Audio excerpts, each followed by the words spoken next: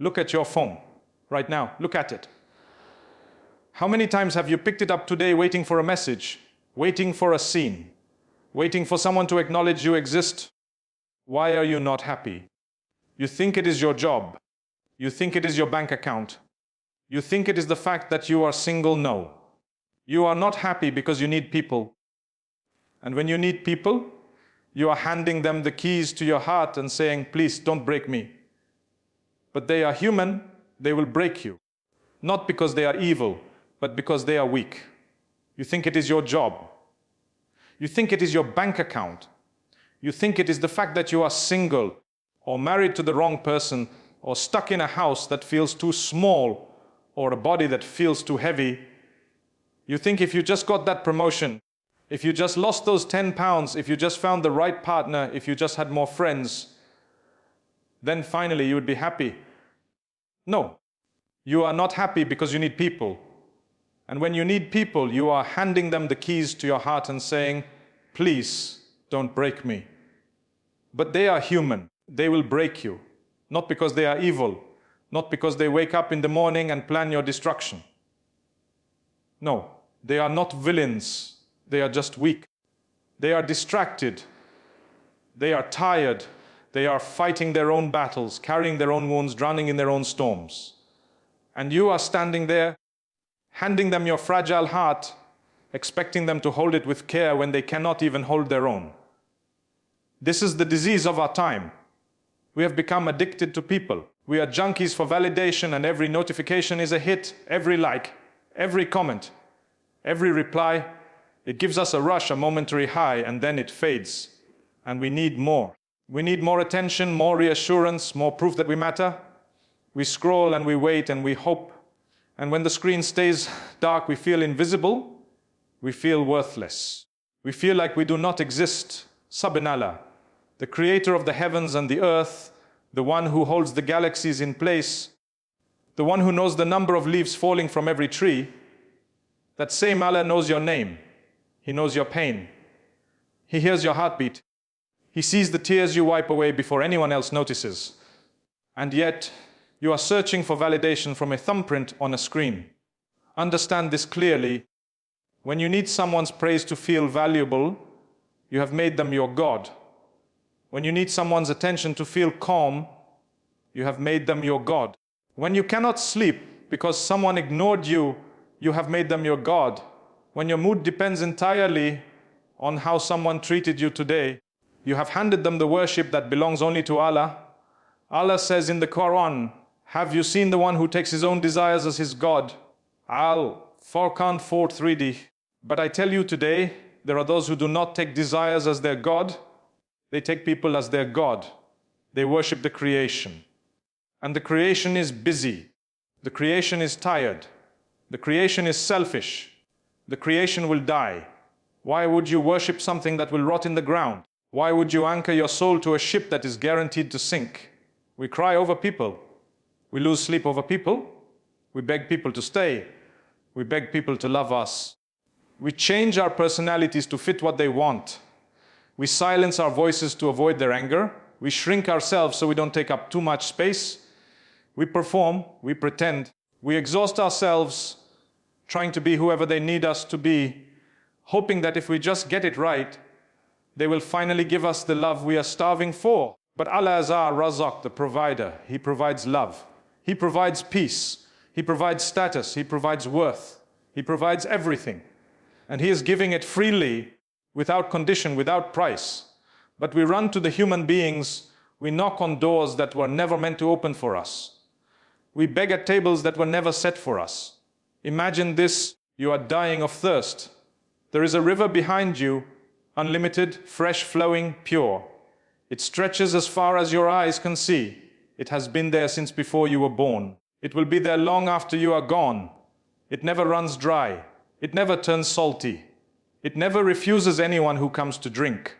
But instead of turning around, instead of walking a few steps toward the river, you are on your knees in the burning sun, begging a man for a single drop of his spit. That is you. That is me. When we need people, we are dying of thirst at the doorstep of the ocean.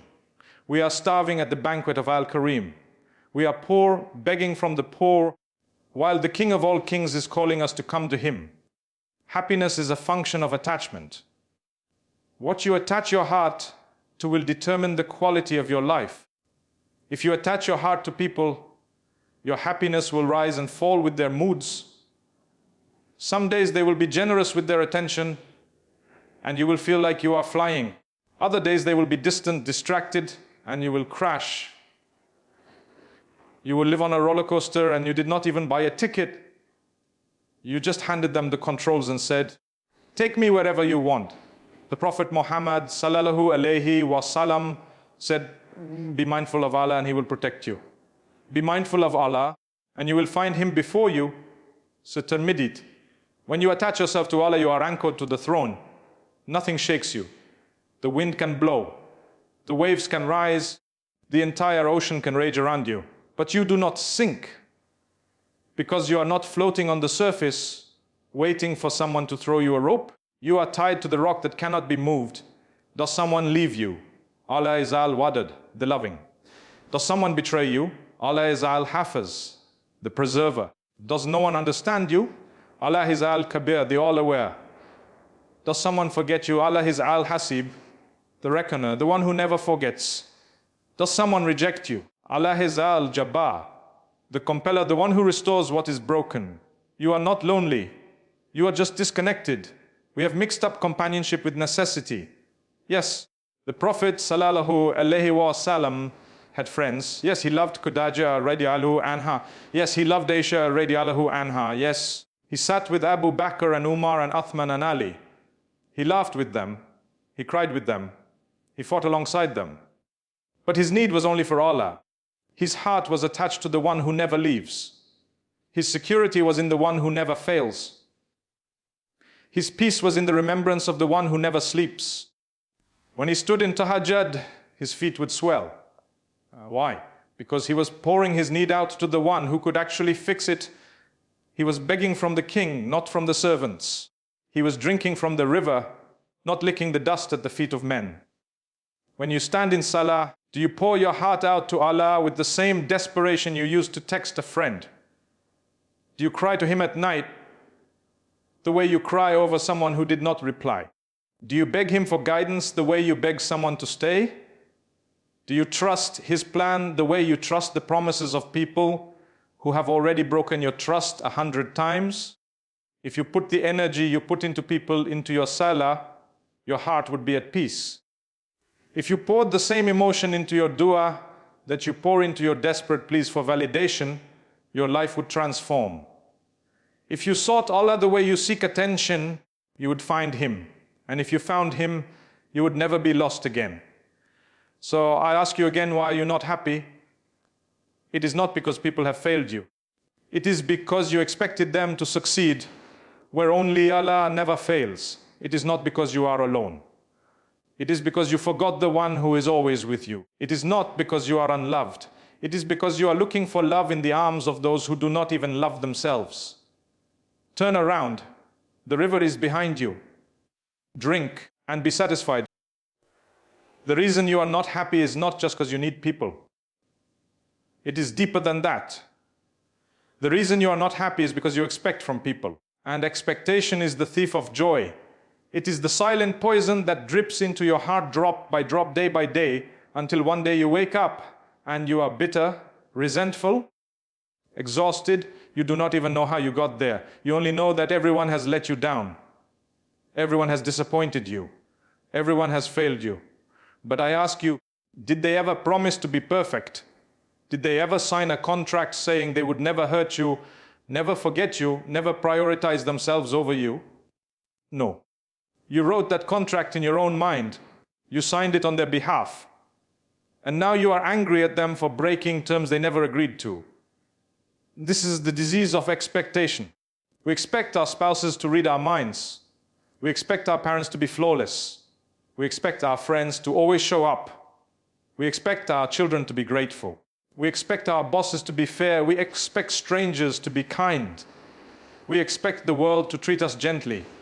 And when none of this happens, when our spouse misunderstands us, When our parents repeat the same mistakes, when our friend cancels plans, when our child talks back, when our boss is unreasonable, when the cashier is rude, we crumble.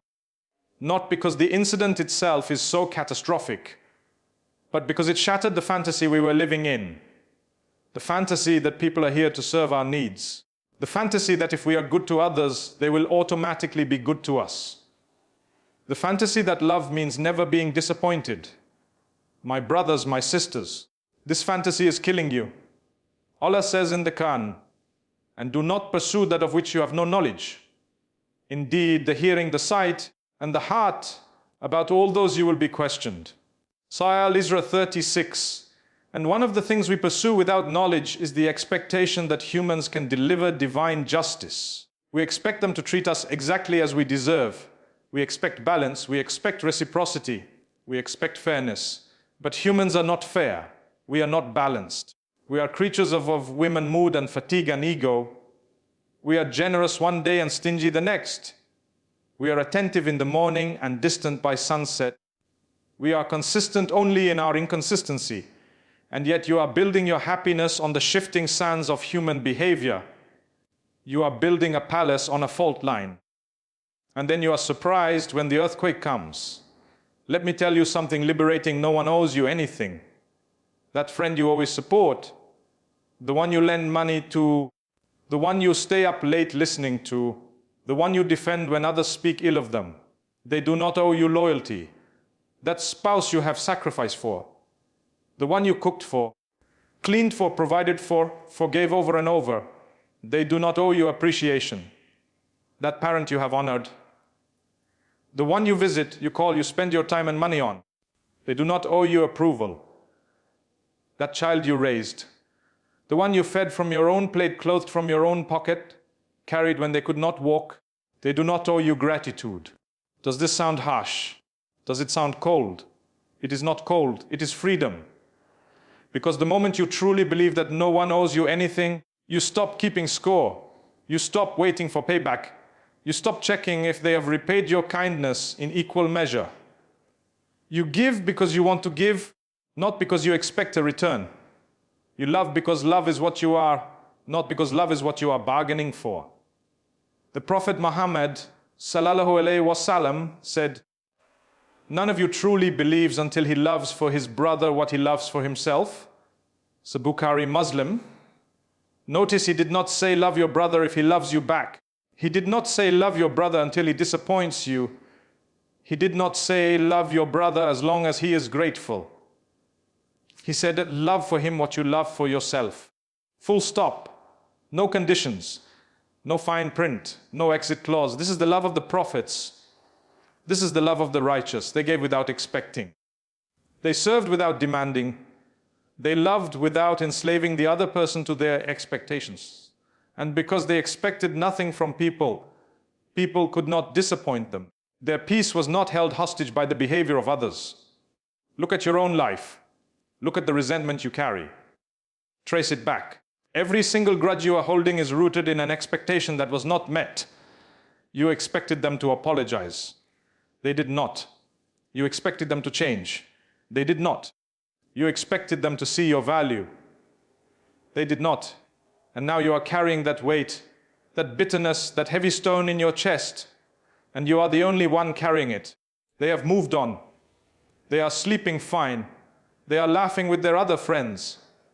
They are living their life completely unaware that you are still in prison, and you are holding the key. Forgiveness is not for them. Forgiveness is for you. It is you unlocking the cell and walking out.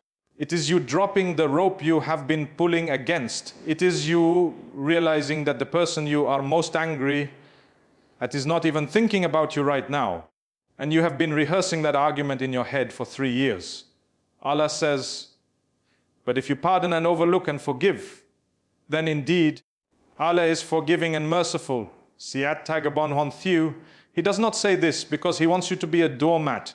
He says this because he knows that unforgiveness is a poison you drink hoping the other person will die. They will not die, you will. Let them be human. Let them make mistakes. Let them fail you. They are not Allah. They were never meant to be perfect. The only one who is perfect is Al-Kamil, the perfect one, and he has never once failed you. He has never broken a promise. He has never forgotten you. He has never loved you conditionally. He has never taken back his mercy. He has never abandoned you, even when you abandoned him. So why are you expecting perfection from dust? Why are you demanding loyalty from those who cannot even guarantee their next breath? Why are you waiting for gratitude from hearts that are heedless of their own Creator? This is the shift you need. Move your expectations from the creation to the Creator. Expect from Allah, demand from Allah. Wait on Allah. Ask Allah, and when you ask from Him, know that He answers. Not always the way you want, not always when you want, but always, always, always in the way that is best for you. When you expect from people, you set yourself up for disappointment. When you expect from Allah, you set yourself up for barakah. When you expect from people, you are placing your fragile heart in fragile hands. When you expect from Allah, you are placing your heart in the hands of Al-Latif, the subtle, the kind, the one who knows what you need before you even ask. The Prophet Yaqub alayhi salam lost his son Yusuf. He lost him for years. He wept until he lost his sight. But he never lost his hope in Allah. He said, I only complain of my suffering and grief to Allah, and I know from Allah that which you do not know. So Yusuf 86, he did not complain to the creation. He did not demand that his other sons fix his pain. He did not expect them to understand. He took his expectation to the only one who could actually do something about it. That is why the prophets were at peace even in tribulation. Their happiness was not dependent on their circumstances. It was dependent on their connection. Their circumstances were often terrible. Yusuf was thrown in a well, sold as a slave, falsely accused, imprisoned for years. But he did not crumble. Why? Because he did not expect justice from the creation. He expected it from Allah, the Just. And he knew that justice does not always arrive on our timeline, but it always arrives. So I ask you, what are you waiting for from people that only Allah can give? Are you waiting for validation? Allah is Al-Muse, the bestower of honor. He can honor you in ways no human can. Are you waiting for security? Allah is Al-Hafiz, the preserver. He can protect you from what you fear and from what you do not even know to fear. Are you waiting for love? Allah is Al-Wadud, the loving. His love does not fade. His love does not have conditions. His love does not run out. Are you waiting for closure? Allah is Al-Fatah, opener. He opens doors that no one can shut, and He shuts doors that no one can open. He gives clarity. He gives resolution. He gives peace. Stop waiting for people to give you what only Allah can provide. You are standing in the rain begging for drops when the sky is pouring. You are cupping your hands under a leaking pipe when the ocean is right behind you. Turn around, face your Rabb, and empty your heart of every expectation you have placed in the creation. It is heavy. It is too heavy. And you were never meant to carry it.